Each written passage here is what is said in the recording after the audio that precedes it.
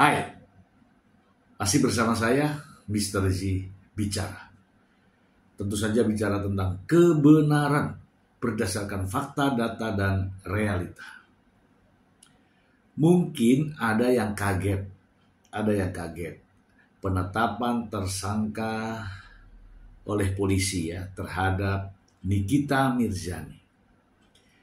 Tapi saya tidak kaget ya, Begini teman-teman ya, Nikita Mirzani telah ditetapkan sebagai tersangka oleh pihak kepolisian Polda Metro Jaya terkait dengan tindak pidana pemerasan, juga undang-undang IT dan tindak pidana pencucian uang. Sebelumnya, saya ingin ulas terlebih dahulu bahwa ini ya ada reaksi ya dari pengacara Nikita Fahmi Bahmid ya. Oh ya, sebelumnya pengacara Fahmi Bahmid ini juga adalah pengacara dari Baim Wong ya. Urutannya begini. Jadi Nikita Mirzani memiliki pengacara tetap yang namanya Fahmi Bahmid. Baim Wong ada permasalahan rumah tangga. Kemudian curhat ke Nikita Mirzani. Nikita Mirzani memberikan saran dan pendapat untuk menggunakan jasa pengacara Fahmi Bahmid ini. Jadi Fahmi Bahmid ini menjadi pengacara Baim Wong atas rekomendasi dari Nikita Mirzani. Ya saat curhat gitu ya. Nah, kini Nikita Mirzani ditetapkan sebagai tersangka. Kalau saya melihat dari tayangan televisi, itu pasalnya berlapis. Ada pidana umumnya, ada juga pidana khususnya, ya, ada juga berkaitan dengan transaksi elektronik, ya. Namun sebelum itu saya ingin menayangkan reaksi dari pengacara Nikita Mirzani, yaitu Fahmi Bahmid. Bagaimana? Apakah yang bersangkutan sudah tahu bahwa kliennya Nikita Mirzani ditetapkan sebagai tersangka oleh Polisian Polda Metro Jaya? Mari kita simak pernyataan dari Fahmi Bahmid berikut ini. Karena saya juga sudah melakukan penundaan dengan alasan manusiawi ya, secara manusiawi dia punya pekerjaan yang harus dikerjakan dan itu tempatnya bukan di Jakarta, jadi dia harus keluar kota. Nah, saya juga meminta waktu hari tanggal 3 dengan alasan secara syariah. Kenapa saya katakan? Karena ini sudah mendekati bulan puasa. Biarlah kami semua itu berkonsentrasi untuk mempersiapkan diri dalam puasa Ramadan. Sehingga kami minta untuk ditunda pada hari Senin tanggal 3. Yang mudah-mudahan dikabulkan. Saya yakin penyidik mengabulkan karena kami mempunyai alasan yang rasional, yang secara logika itu bisa dibenarkan. Tapi kalau Bang Fahmi sebagai kuasa hukumnya, kenapa sih sampai harus ada statement bahwa memang ditetapkan sebagai tersangka itu? Alasannya apa? Karena bukti-bukti yang kuat atau seperti apa sih, Pak? Nggak ada, itu kan haknya mereka. Tapi hukum itu saya katakan lagi, di dalam peristiwa hukum itu ada sebab musabab, ada asal mula peristiwa. Peristiwanya itu dari mana asal mulanya? Seseorang tidak kenal, tiba-tiba ada orang lain menghubungi, terus meminta sesuatu. Bagaimana ada niat? Kenal tidak? Niat itu paling penting dalam peristiwa pidana. Ini kita tidak pernah punya niat apapun terhadap seseorang tersebut. Jelas ya, tadi disampaikan oleh sang pengacara bahwa membenarkan bahwa Nikita Mirzani sudah ditetapkan sebagai tersangka dan sudah dipanggil sebagai tersangka untuk datang. Namun sang pengacara menyampaikan tadi bahwa sudah mengirimkan surat untuk permohonan penundaan agar pemeriksaannya ditunda karena menghadapi bulan puasa. Ya, kalau proses hukum, ya apa hubungannya, ya enggak? Ya kalau polisi sesuai dengan prosedur, ya itu ya yang harus dijalani. Panggil lagi satu kali, kemudian tidak datang, dijemput. Itu. Mari kita simak lagi pernyataan dari Fahmi Bahmid berikut ini. Tapi kan yang namanya tersangka itu pasti ada dua alat bukti yang menguatkan. Itu saya tidak tanggapi karena saya menilai nanti. Saya punya pandangan sendiri bahwa niatan dalam peristiwa ini tidak ada. Bagaimana seseorang tidak kenal terus punya niat terhadap orang yang tidak kenal? Satu, jika memang ini ada persoalan, kenapa dia yang mengatur sendiri jadwalnya, cara membayarnya? Dibayar 2 kali, setelah itu dia minta waktu, yang memberitahukan kalau nanti bulan ini sudah selesai, tolong sampaikan kami supaya kami membayar lagi. Terus bagaimana ada pemaksaannya, pengancamannya? Semua dia yang memutuskan. Tapi Bang, ini benar nggak sih bahwa ini sebenarnya dijebak atau apa gitu? Saya tidak menanggapi karena nanti itu saya menyampaikan hal-hal yang terkait dengan proses pembelaan saya. Jadi saya tidak mau menanggapi. Tapi untuk Mail sendiri gimana Bang? Tidak ada masalah, Mail itu kan nggak punya beban. Karena Mail, kamu kenal? Saya nggak kenal Bang. Saya dihubungi yang pertama saya tidak angkat. Seingat saya ya, mudah-mudahan saya tidak salah.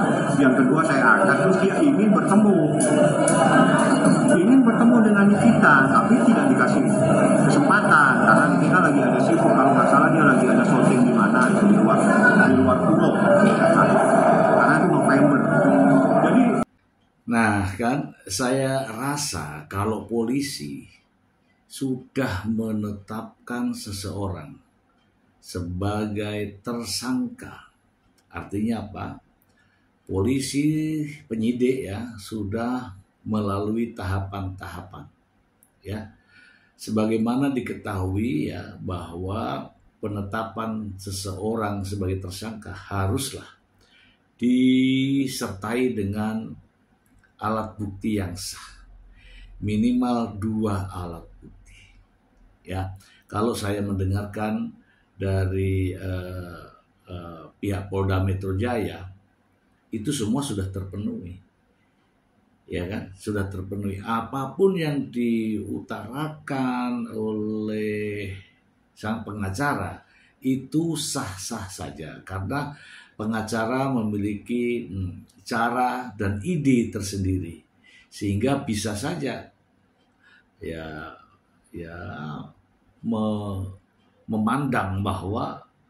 menganggap bahwa apa yang disampaikan, apa yang sudah dilakukan oleh penyidikan itu hal yang salah.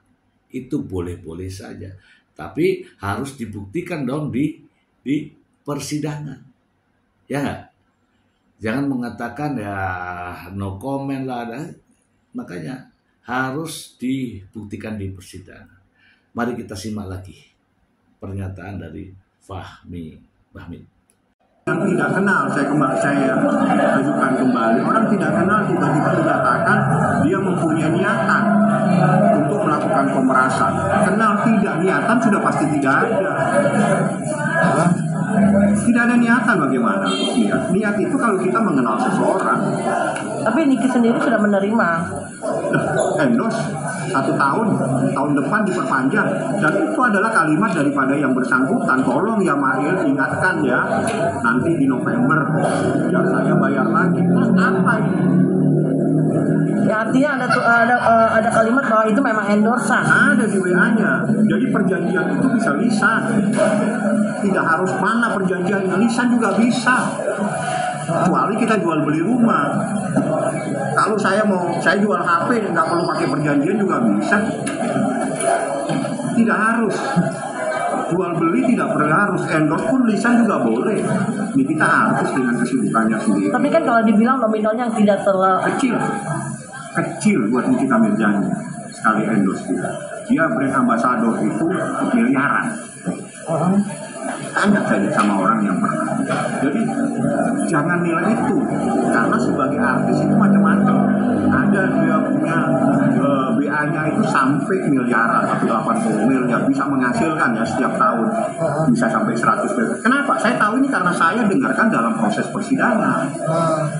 Jadi kalau saya dengar sih dari cerita, dari baca berita juga, bahwa ini berkaitan dengan masalah ketika Nikita Mirzani sedang live TikTok. Nah, di situ disebutlah produk dari dokter siapa ini, dokter Gladys atau siapa ini, ya. Kemudian akhirnya supaya tidak diperpanjang, dokter Gladys ini menghubungi untuk kira-kira ini ya Mbak Nikita jangan begitulah. Namun Nikita mengatakan lain, ya. Jadi ini kira-kira ya bukan persoalan endorse, bukan persoalan bayaran, tetapi adanya ancaman. Bagaimana ancamannya? Saya hanya mendengar dari pernyataan pihak kepolisian Polda Metro Jaya. Untuk lebih jelasnya ya nanti di sidang ya. Mari kita simak lagi pernyataan dari Fahmi Bahmid berikut ini. Jadi nggak bisa kita samaratakan. Tapi artinya dari kuasa hukum sendiri apa yang akan dengan Boleh tahu dong yang saya lakukan. Masa saya lakukan apa yang pembelaannya akan saya lakukan. Yang jelas Nikita dalam keadaan sehat walafiat baik-baik saja. Dan pemanggilan tanggal 3 itu akan ya saya mengajukan permohonan supaya dilakukan penundaan sampai tanggal 3 dengan alasan pertama, hari ini dia ada kesibukan harus nyanyi sehingga saya ya di Bandung. Yang kedua, habis ini kita dalam puasa Ramadan. Kami minta mohon supaya kami tidak diperiksa mendekati bulan Ramadan sehingga kita tidak ada persiapan. Di dalam bulan suci yang penuh rahmat ini kita harus mempersiapkan diri untuk menghadapi bulan Ramadan. Jadi kami minta waktu sampai tanggal 3. Seingat saya puasa Ramadan itu tanggal 1. Jadi ada sedikit waktu lah kita awal puasa kita bisa konsentrasi 1 hari, 2 hari, tanggal 3 nggak apa-apa, diperiksa nggak ada keberatan. Nah kan, Fahmi Bahmid itu punya rencana-rencana tersendiri ya. Jadi kalau ditanya wartawan apa rencananya ke depan ya nggak boleh tahu. Yang jelas begini ya teman-teman. Polisi sudah menetapkan seseorang menjadi tersangka. Prosedurnya adalah setelah menetapkan seseorang menjadi tersangka, maka memanggil orang itu untuk datang ke Polda sebagai tersangka. Kemudian akan diperiksa sebagai tersangka. Itu prosedurnya. Tapi ini Fahmi Bahmid sang pengacara minta penundaan. Apakah dikabulkan atau tidak? Itu tergantung kebijakan, kepentingan penyidikan dari pihak kepolisian. Kasus semacam ini sudah sering terjadi. Dan kira-kira begini ya teman-teman ya. Setelah ditetapkan sebagai tersangka, maka dipanggil dan diperiksa sebagai tersangka. Ya sama yang di KPK nih. Setelah diperiksa, maka akan dilakukan penahanan. Bagaimana proses penahanannya? Kita akan bahas setelah yang satu ini. Kalau saya menganalisa dari kasus ini ya teman-teman ya, pasal yang dikenakan terhadap Nikita Mirzani ini berlapis ya. Ada satu pasal yang ancaman hukumannya 9 tahun, ada satu pasal yang ancamannya 6 tahun, ada juga satu pasal yang ancamannya 20 tahun. Ini adalah kalau dalam bahasa hukum namanya persangkaan kumulatif. Jadi semua perbuatan Nikita Mirjani dijadikan satu. Pastilah akan diterapkan terhadapnya pasal yang ancamannya lebih tinggi terlebih dahulu, yaitu terkait dengan pencucian uang. Oke, pencucian uang. Bagaimana mengetahui bahwa hal ini pencucian uang? Kalau saya membaca berita bahwa permintaan uang itu diarahkan oleh Nikita Mirjani untuk ke rekening seseorang. Oke. Rekening seseorang, nah transfer ke rekening tersebut, kemudian dari rekening itu diambil, itu namanya dicuci. Ya, itu namanya dicuci. Modus pencucian uang itu tidak mau menerima uang langsung ke rekeningnya, melalui orang lain ke orang lain, orang lain ke orang lain. Itulah namanya pencucian. Atau uang tersebut masuk, kemudian dibelikan, dibelanjakan, dibayarkan, nah itu juga termasuk kategori pencucian uang. Oke, untuk ini sudah close ya, sudah jelas ya. Kemudian bagaimana terkait dengan IT? Apabila hal ini dilakukan menggunakan sarana handphone, sarana laptop, email dan sebagainya, itu masuknya di ITE ya. Apalagi kalau sudah melakukan dengan ya kalimat-kalimat yang kasar. Nah, contohnya seperti itu. Kemudian yang ketiga kalau tidak salah yaitu pasal 368 KUHP, pemerasan, yaitu dengan cara ya bisa saja ya. Dan mungkin karena ini dibantu dengan Mail ya, bisa saja Mail diikut sertakan menjadi peran pembantunya sebagaimana diatur pasal 55 KUHP ya. Ini semua adalah konstruksi hukumnya dan silahkan nanti pihak penyidik yang memahami ini ya. Sudah ada jelas ya, ada laporan polisi, ada saksi, ada barang bukti, kemudian dan lain-lain. Artinya apa? Penetapan tersangka telah memenuhi syarat. Oke, selanjutnya setelah penetapan tersangka dan pemeriksaan tersangka dan seterusnya seperti yang saya sudah utarakan tadi, maka terhadap kasus semacam ini selayaknya pihak penyidik akan melakukan penahanan. Ya, akan melakukan penahanan. Mengapa? Karena ancaman hukuman terkait dengan masalah ini, terkait dengan kasus ini, terkait dengan perkara ini, ancaman hukumannya di atas 5 tahun. Jadi pihak penyidik bisa melakukan penahanan. Pertimbangan penahanan antara lain adalah agar tersangka tidak melarikan diri. Yang kedua, agar tersangka tidak mengulangi perbuatannya. Yang ketiga, agar tersangka tidak merusak dan atau menghilangkan barang bukti. Itu alasan yang sudah ditetapkan di KUHP. Ada pertimbangan-pertimbangan yang lain, itu pertimbangan subjektif pihak penyidik. Ya, seperti yang pernah dialami oleh Nikita Mirjani kala di Banten, itu alasannya adalah anak, ya, karena anak masih di bawah umur. apakah ini nanti Nikita Mirzani ditahan atau tidak, nanti ada prosesnya. Jika ditahan kemudian dikeluarkan, itu namanya penangguhan. Oke. Jika tidak ditahan, pastilah ada namanya surat permohonan tidak dilakukan penahanan. Itu sudah hal yang biasa di ranah proses hukum di kepolisian. Ya tentu saja ada jaminannya.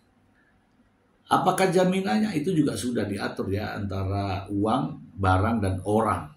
Biasanya semacam itu. Oke ya teman-teman.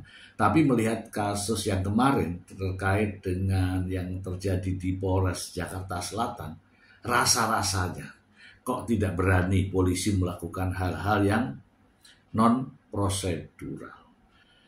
Dan saya meyakini bahwa setelah proses pemeriksaan Nikita Mirzani, Mail terhadap keduanya, kemudian diperiksa sebagai tersangka, saya rasa ini prediksi ya, saya rasa keduanya akan ditahan. Mengapa? Yaitu tadi, syarat penahanannya sudah terpenuhi.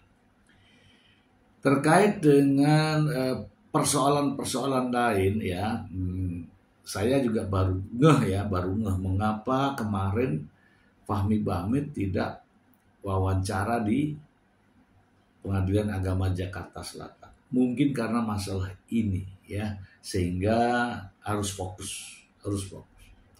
Ingat ya teman-teman ya, seorang advokat tidak boleh menjanjikan sesuatu perkara yang sedang ditangani dengan kemenangan. Menjanjikan dengan kemenangan itu tidak boleh ya.